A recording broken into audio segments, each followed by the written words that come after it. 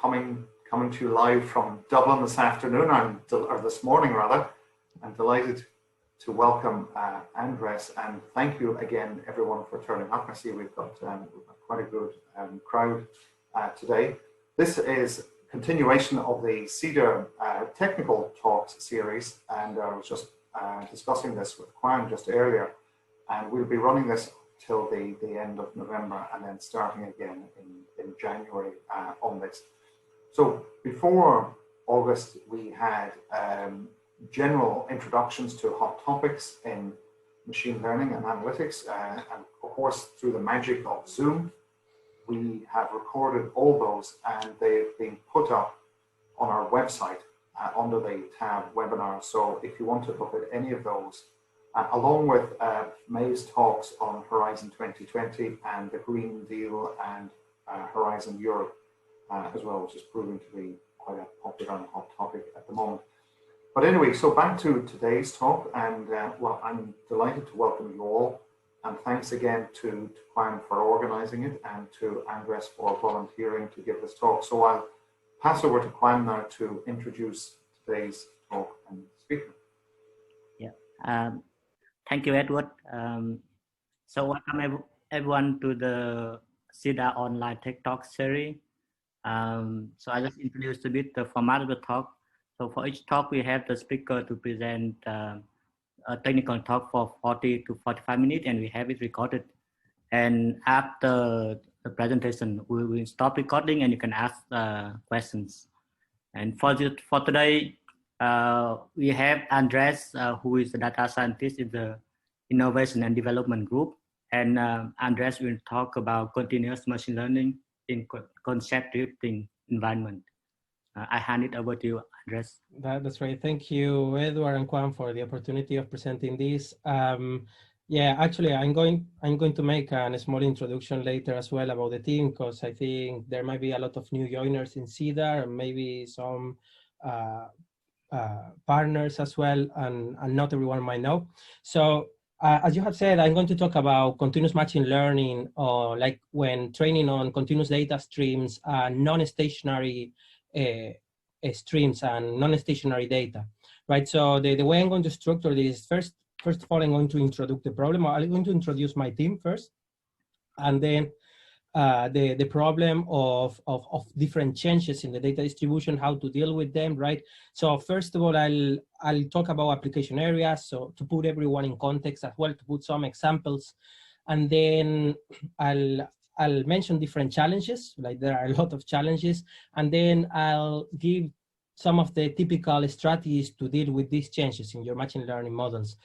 Then I'll mention some research that we have done in CeADAR and on my own as well. And I have a small notebook, so if that Ankit that works with me is my mentee, has done, hopefully I'll have time to show it, and then I'll just give a small summary, and I'll give you a lot of resources just in case you want to try this out, right? So who am I? Well, in CeADAR, what we do is we bridge academia and industry, and I'm going to try to approach this talk bridging as well academia and industry. It's not going to be only research focus, it's going to be as well coding and development focus. It's going to be about like basically how to retrain your models. Any person that deals with machine learning and they have an environment, a data set that might change over time, it's going to be about that, right? I hope it's useful for everyone. So in my experience, I've always been tied to both sides. I'm doing a part-time PhD, like apart from my work in CeADAR. Before that, I also worked in industry. And as Kwan said, I'm a data scientist in CeADAR at the moment. I've been working for over 2 years now, and these are my contact details, just in case you don't have a question right now, but then I'll circulate the slides. So if you have a question later, feel free to contact me. And even if you have a question during the talk today, if you think I'm going too fast in a moment, you can stop me as well. Don't worry about that. So this is my team. This is the innovation team. The 8 people that you see at the left-hand side, as my boss, Ricardo, normally says, I work with all these beautiful people. And I also work with Ankit, who is my mentee. He did the summer internship with me, and he has done some work on adaptive learning. That's why I wanted to recognize his work. He also has developed the Jupyter notebook that I may show at the very end. So let's introduce a bit the problem, right? This is an example of how a production system involving machine learning might look like. Which is a current trend in the data science space. The historical data can be of any sort. It could be images, preprocessed audio, medical trials, stock market prices. So in the case of supervisor learning, this historical data has to be previously labeled for training, right? So the flow in this picture is quite clear. First, the algorithm is pre-trained with historical data sets previously prepared. And then the models are trained and saved for deployment in production. Once in production, then the trained models can be loaded or kept in memory and used to predict incoming data, which has to be pre-processed accordingly to the historical sample. For instance, using the same scalars and transform, and that guess what? In continuous data, they often have to be retrained as well. However, this model is not targeted for continuous learning, and a continuous setup could be as simple as adding a retraining mechanism, right? So the live data becomes historical data the next iteration.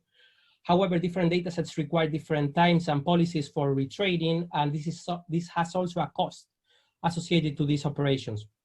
So today, I'm going to give an overview of different ways to update machine learning models and different drawbacks of each, like underlying issues with the data and impact of the models on this, right? So let's look at this data distribution. This is basically the US economy like over time since the year 2004. And well, now we are in COVID, we have a big decrease at the right-hand side part. If we focus on 2008, we have that there like the Great Recession. Normally crises in financial data are, well, they are a very good example of data evolution over time. And when there is an economic crisis, people react in very different ways. If we had models to predict what's going to happen in the stock market, that longer wouldn't be valid after the crisis starts. So this in time series, this is normally called a structural break, or like changes of regimes in time series as well. But in the data streams and in the machine learning literature, this is called concept drift, right? So the concept drift is basically a change in between the feature set, is a change in the mapping between the feature set and the probability distribution. So you need to retrain your model. If you don't retrain your model, then you're like, you'll see that the error, like they won't predict as accurately over time. So concept drift, they might be caused by variations that are outside of the scope of the data presented of the algorithm. So it's like normally this might be a change on a feature that we don't capture in our data. Maybe we are looking at only stocks market prices and we are not looking at the news. Or maybe we are not looking at the correct sources, because maybe there is a new newspaper that is currently telling everyone that a crisis is going to start, but we are not scraping that source because that was never relevant. So then we have the problem of the concept drift. If we had this feature, then any static, and if we ever had that feature, every static and every normal model would always work. So this takes place in a hidden context, right? And the general assumption is that the concept drift it happens unexpectedly and it's unpredictable. But in some particular real world situations, the change can be known ahead of time if the correlation with a particular feature like can be tracked in the past. Like there might be, like the literature covers different types of drifts, right? So an initial differentiation could be this one. Given a data distribution, as we've seen at the left-hand side of this image, a real concept drift refers to changes in the mapping between the feature set at the target. So you really have to retrain your models. Otherwise, as you can see, the green and blue areas, they change completely. And well, they, at least in the 50%, so the performance of your model is going to decrease a lot. And then you have a virtual drift that doesn't really affect the target as such, but as you might see in the data points, there is a concept evolution. They are currently moving. So at some point, they might become a real concept drift. So although this normally doesn't affect the target, this doesn't affect the model boundaries. This could also be referred as a temporary drift or a sampling drift or even a feature change. One of the feature drifts slightly, and if another feature drifts, maybe that's when we actually need to retrain our models or maybe even change the sort of models that we are using. Also, we have we talk about virtual concept drift when we didn't have an accurate representation of the data set. And suddenly, and this happens a lot in data stream settings, and suddenly we get more information about the data set and we didn't know that the data could behave this way. And then we say, oh my God, this looks like concept evolution, but it's not. It's just an artifact of the sample that we have, right? So apart from that, there are different speeds. So the concept trees it might imply temporal dependency. That's one of the things. They are in so concept drift, the concept drifting data streams, they are in a way time series as well. Like the literature in time series, they used to deal with the same problems in a very different way, with models that they weren't as advanced, they needed retraining more often, they couldn't deal with as much data. But an important characteristic of concept drift relates to the speed at which it happens, right? The rate of the drift can be abrupt or sudden, incremental, gradual, or recurring. So the sudden drifts, they are easily recognizable because the prediction error and the data distribution change a lot in a short period of time, as you can see it here in the figure A. And then the gradual drifts are characterized by the transitioning window where instances from the previous concept are less frequent, and while instances from the new concept become predominant. And then you have the incremental drift. That is like the concept is kind of slowly evolving over time, and it's like an extreme case of gradual drift where a window change corresponds to the whole stream. And then we can have the recurring drifts. That is basically when we cannot cope with the stationarities in the model because all of the data that we have to process, and then for us, the data set, it's non-stationary, but we still have stationarities and a concept might happen again. So it can be any sort of trees. It can be sudden, gradual, incremental, but it just so a concept, a given state. So let's imagine the crisis of 2008. Maybe there is another house in Babel and people react the same way. Then the same models could be reused. Now, the thing is that even in a different crisis, as in the COVID crisis, people might react in a different way because it might be a different type of crisis, or because people have learned from the previous one. And then we have blips or outliers and noise, and they shouldn't be confused with drift because while drifts are more persistent, there is not any benefit on training a new algorithm to deal with outliers or noise, well, unless you are doing anomaly detection. So let's talk about some application areas of this problem. So yeah, just to put you in more context, the problem of concept drift has been recognized and addressed in multiple domains. One of them is personal assistance and information. So an example would be recommender systems, categorization of textual information, customer profiling for marketing, and spam filtering. For example, one of the most common examples in the literature is the case of spam classification.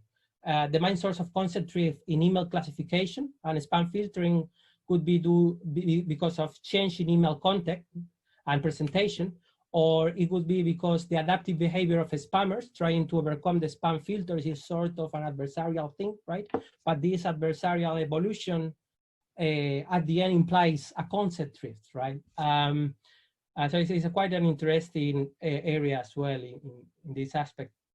And also users, they might change their attitude regarding recognizing spam. So what they recognize as spam one day, it might not be spam anymore.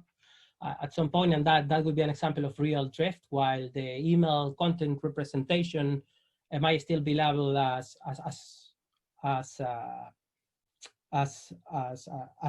spam or not independently, but the features might change. So it might be a virtual drift, coming back to the different differentiations in the past. Another example would be monitoring and control. So this includes detection of anomalous behavior of any kind that might change over time. And it also includes control and prediction of failures in moving and stationary system, like reacting to changing environments. For instance, moving robots, smart homes, moving vehicles. And it's because of all of the volume of data as well. You might not be able to have models that are big enough to keep all this knowledge. So you have to discard it and learn it again later. Then you have, then this can also be used in management and strategic planning. For example, this could include credit worthiness, demand prediction, food sales, book travel, travel time prediction, crime by region. For instance, actually this was a research that we made in one of our last projects in CeADAR. When we observed the literature in wind power prediction, the literature is mainly based in building static machine learning models to produce prediction after. But this option relies in the assumption of stationarity in the wind electric power model. And this should be strongly questioned because turbines change over time, they degrade, and sensors break over time. And a last area as well, and Ankit and I, well, Ankit is working on this at the moment.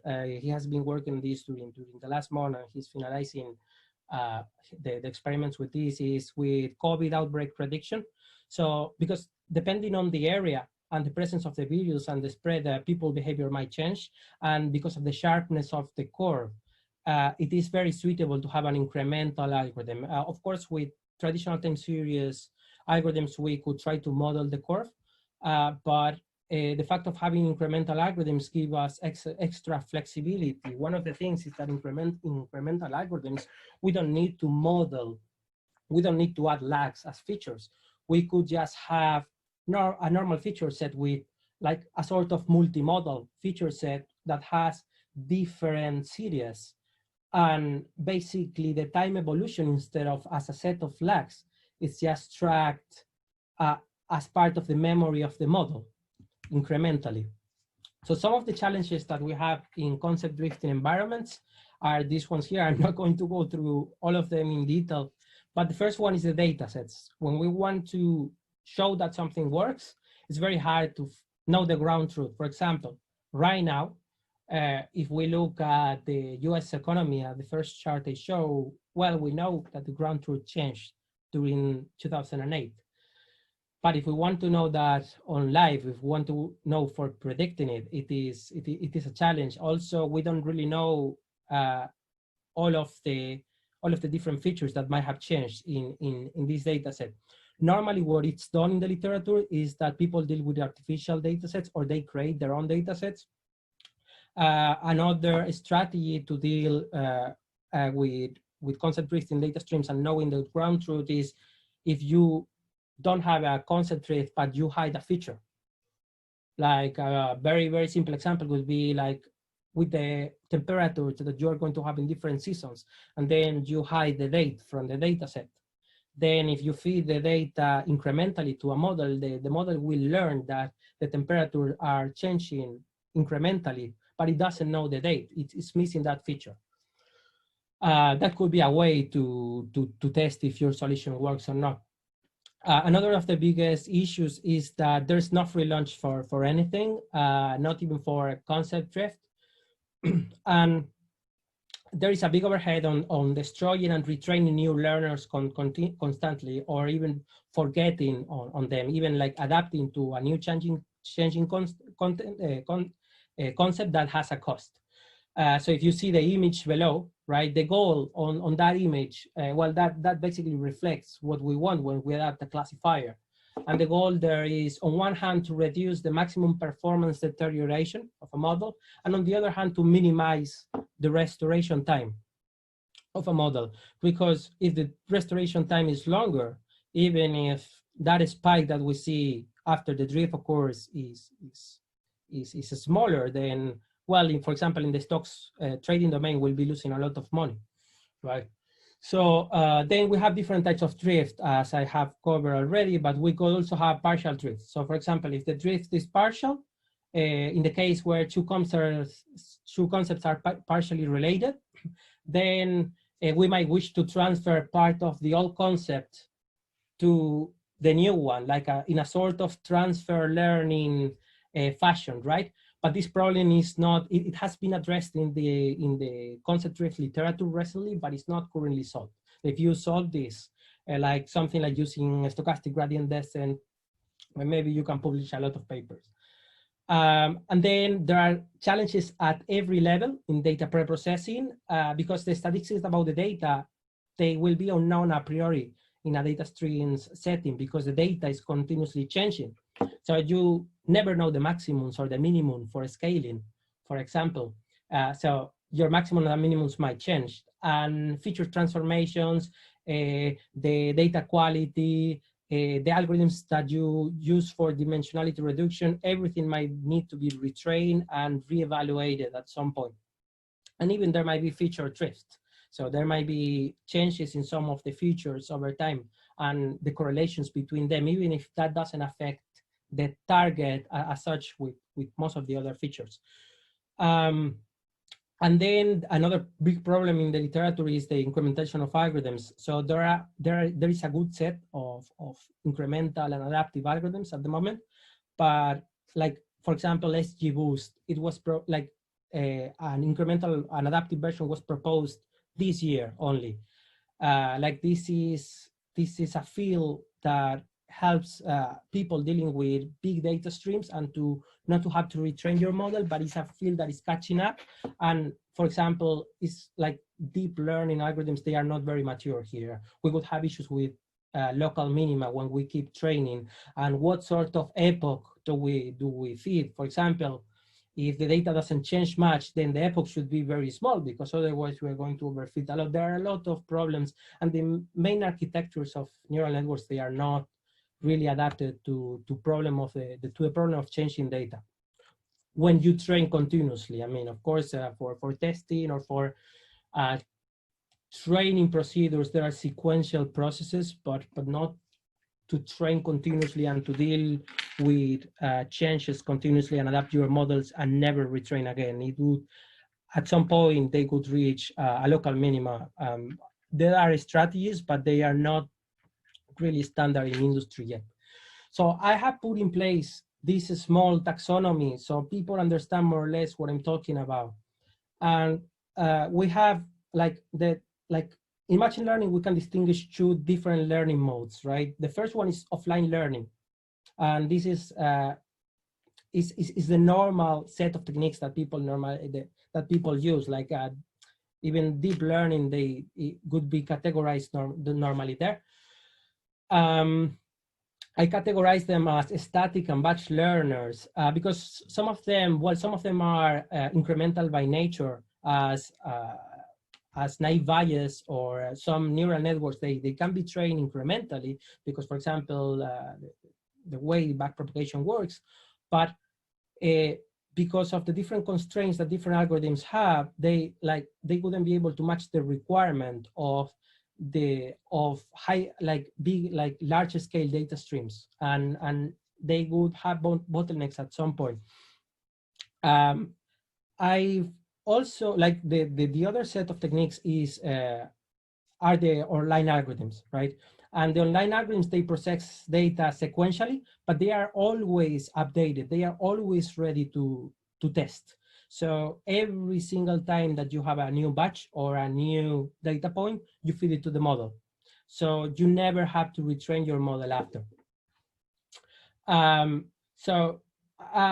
know I've added continuous learning as part of the online learning mechanisms, right? But continuous learning, depending on the authors, it could be like just batch learning where they just have retraining policies, or it could be even adaptive learning. For instance, CeADAR has a demonstrator where different adaptive clustering algorithms are evaluated. And this is like the continuous clustering demonstrator. I'll show it later on. I'm not going to go into detail, but I'll show CeADAR has done this. So the less restrictive approach in terms of online learning, that it might be something between offline and online, are the incremental algorithms. And they can, like, so training your algorithms incrementally, right? You can process examples one by one or batch by batch. Ideally, you don't have many epochs if you deal with continuous data stream, because at some point your models might stack. And in general, incremental learners, they are more effective than static or batch learners when applied to data streams with gradual or incremental drift or when combined with drift detectors. And I'll talk about drift detectors later on. However, in the occasion of an abrupt drift, an incremental learner with our drift detector might take longer to recover, as they might not have a forgetting mechanism, while a batch learner, for example, completely discards the previous models periodically, depending on the retraining mechanism. I have to say that some traditional algorithms, as I said before, like naive Bayes, could be incremental, but yeah, I have put them as batch learners in here. And then, so we have also adaptive learners, right? The main difference between adaptive learners in this taxonomy that I have put in place is that they do have forgetting mechanisms. For example, an offending adaptive tree would prune like not only the leaves, it would prune the different branches whenever the classifications coming from that branch are misclassifying. And these sort of algorithms, they are targeted for high speed and continuous flows of data. And examples are processed sequentially, and they normally, as I said, they only should be tested with one example at a time, although they could be tested with data chunks. And these algorithms normally use limited memory and limited processing. That's why they are very good. Like sometimes we go for multiple cores, we go for GPUs, but sometimes we can use an adaptive learner in a non-stationary data stream, and we don't need 5,000 CUDA cores to run a model. We can get competitive results in some data sets with one very simple adaptive tree. And then finally, we have evolving intelligent systems, and this is more like a literature trend at the moment, and they have meta-learning and scaffolding approaches. So they even decide what examples do they learn. They decide when do they learn it. They might save them for the future, and how to learn them. Some adaptive algorithms, they are considered evolving systems as well. The thing in the literature, you have the trend of evolving intelligent systems. They are often based on fuzzy rules, but now this is a field that is also including a lot of machine learning approaches that have all of these techniques in place, like for example, self-organization methods, and then that make decisions about a data example. Not at every iteration you need to learn that data example. If that data example might not fit in the right concept in the current one, then you save it for the future after the concept drift, whenever you are in that concept. So now I'm going to talk more or less about how to deal with drifts, right? I'm going to be focusing on some of on most of the types that I described in the previous slide. I focus a bit on static and batch learners when retraining, but also incremental and adaptive learning. So one of the main techniques, one of the main differences when dealing with data streams is the way to test the data, right? So it could be done by holdout evaluation, where we have a separate test set, as always in a static batch. Well, if you have your test and train split and you don't do cross-validation in the normal literature, in the normal static learners. But the main thing in continuous learning and incremental setups dealing with data streams is that you have to separate, like you have to update your separated test set over time to represent the current concept. That's the only requirement. And then there is another way to evaluate the data that is very interesting. That is the frequential evaluated, or also called in the literature interleaved test then train. So every time that you have a new data chunk or a new example, you test with it, right? You predict, as in this image here at the center of the image, you test with this data example. Once you have the ground truth, you have the label, you know the error of it, you just record it. And then you can train with that algorithm.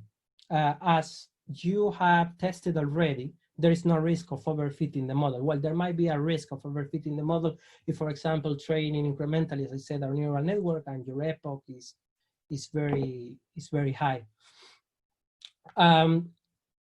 This frequential learning is one of the main ways used to train to test and train the data in the data stream settings, because it allows us to test with the whole set, and it is helpful, for example, when your data set is not very big, because you don't have to have only a portion of that data to know the result.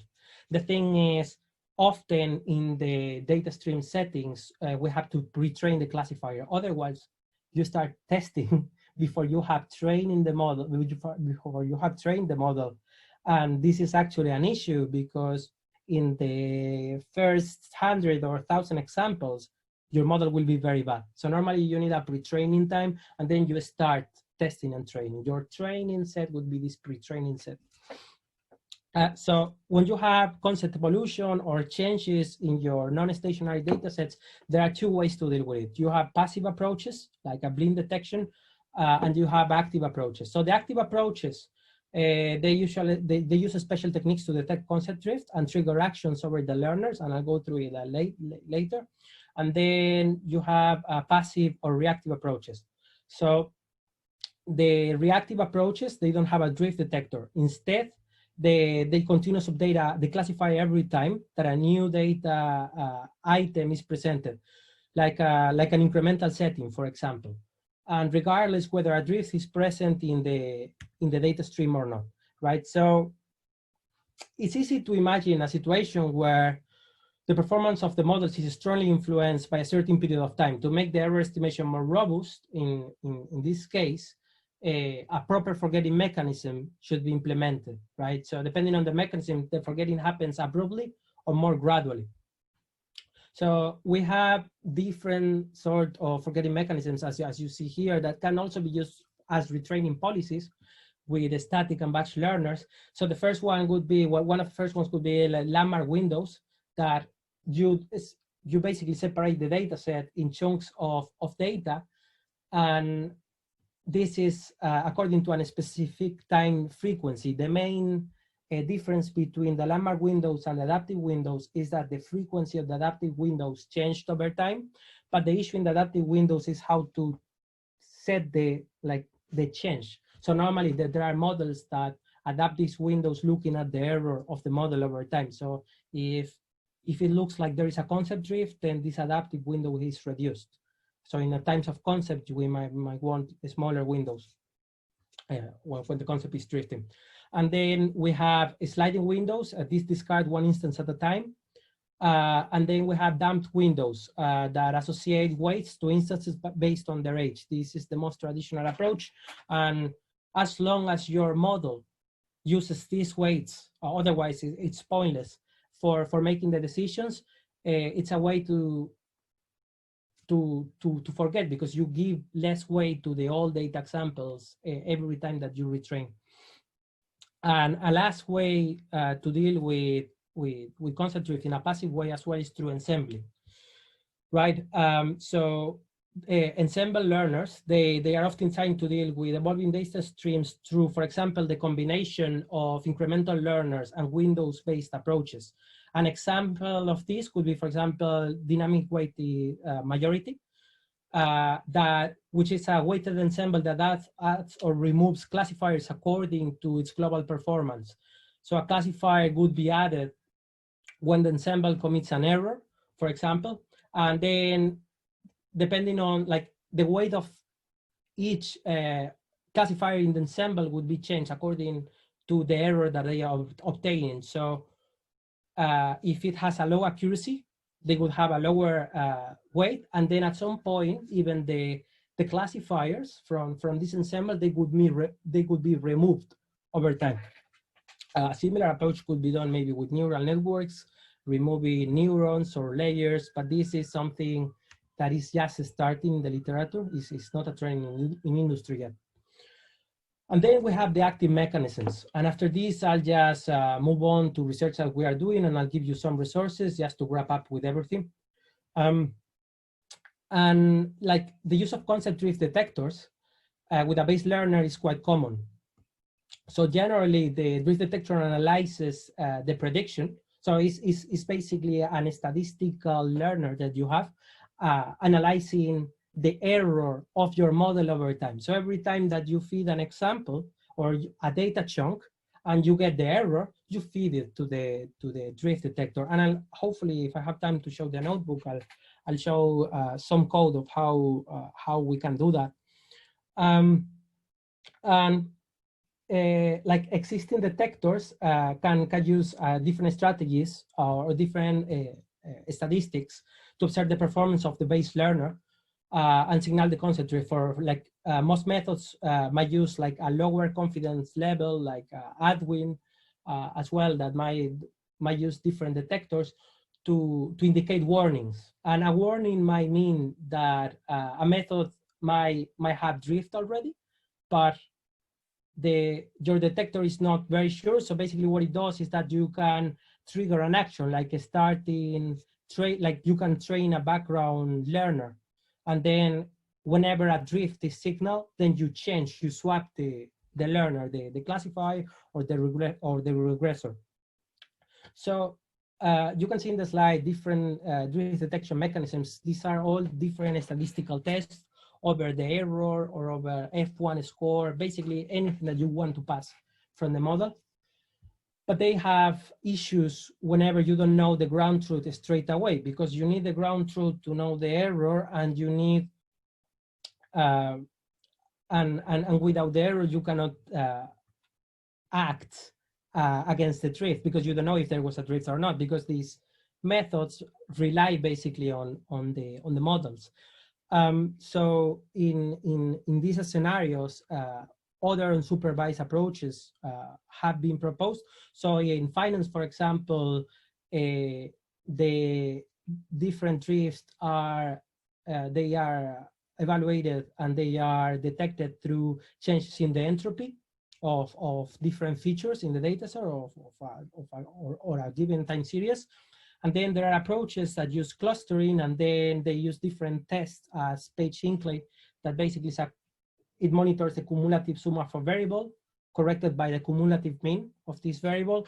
And then they can use, like, for example, if there was a cluster and then the distance from the data points, the mean distance to the centroids of the cluster, they changed over time, then that might mean that there is a drift. So whenever you don't have the ground truth, that can be as a signal to say, oh, you have to retrain your models now, or you have to at least have a look to see what's going on, right? Or maybe trigger a warning, and then you start training a new algorithm in the background just in case then there is a stronger signal.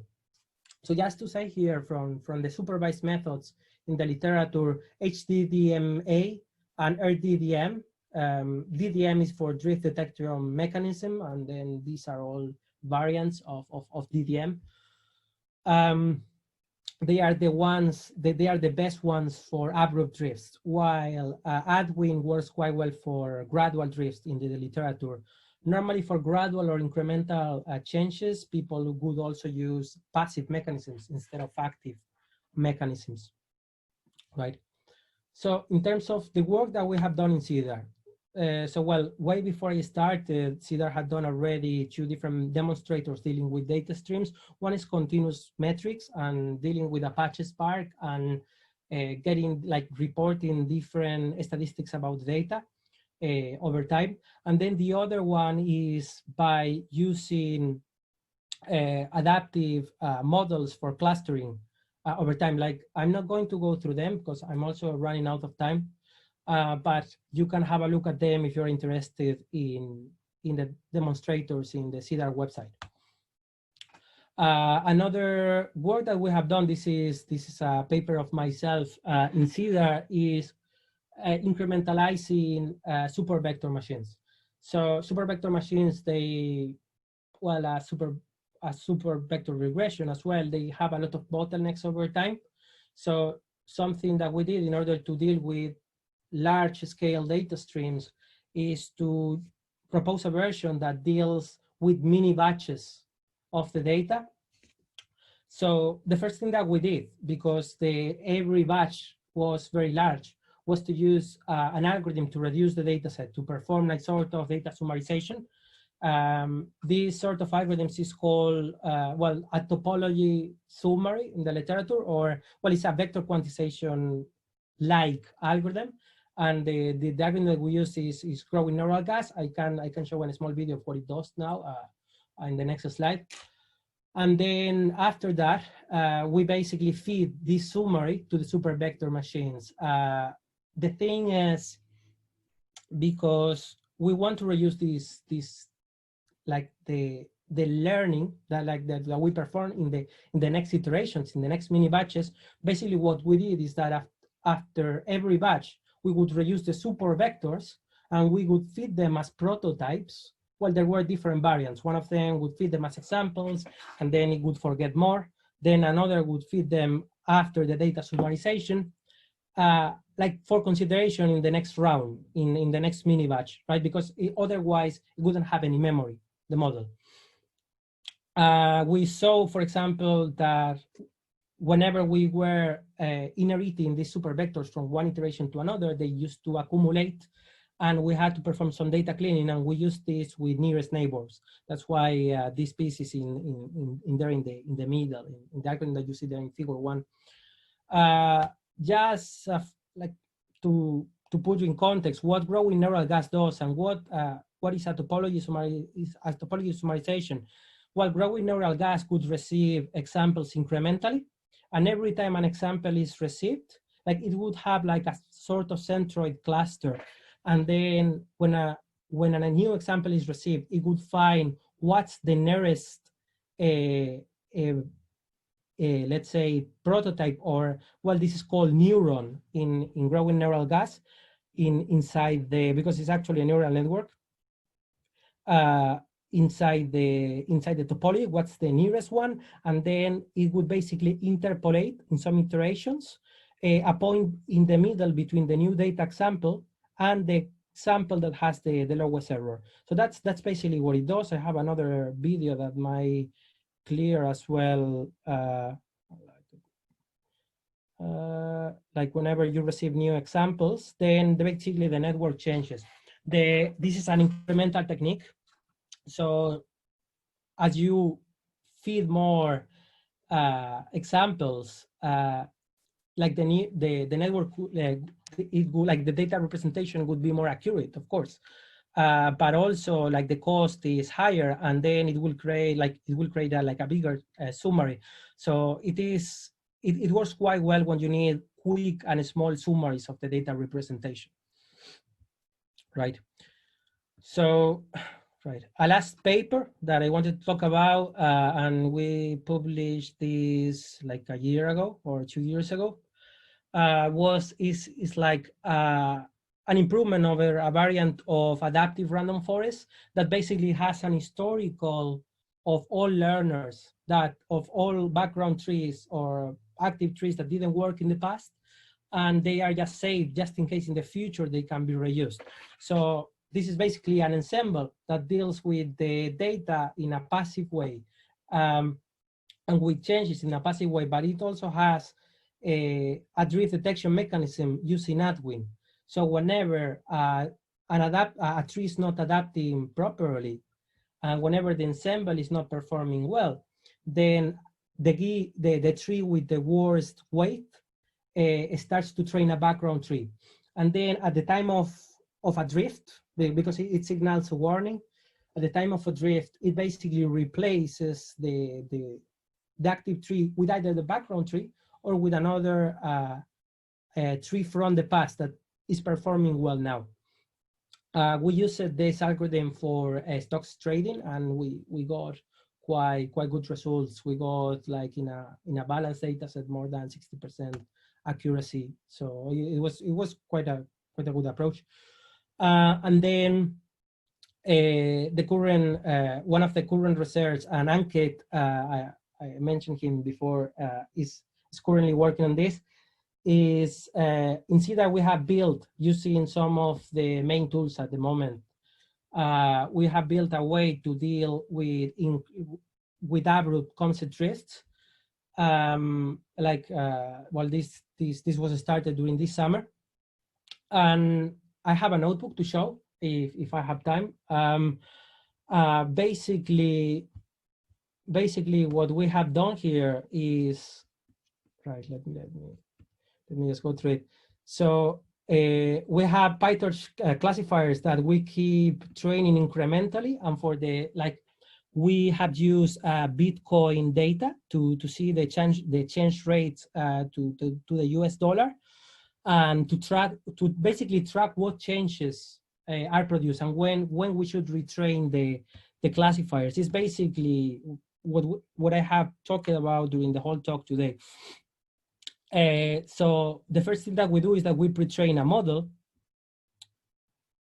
and then basically we perform a frequential evaluation on every example. Like it's like I'm running out of time. I cannot really go through all of this code, but basically, well, we use the detect change calls for warning zones and drifts or of cyclic multiflow.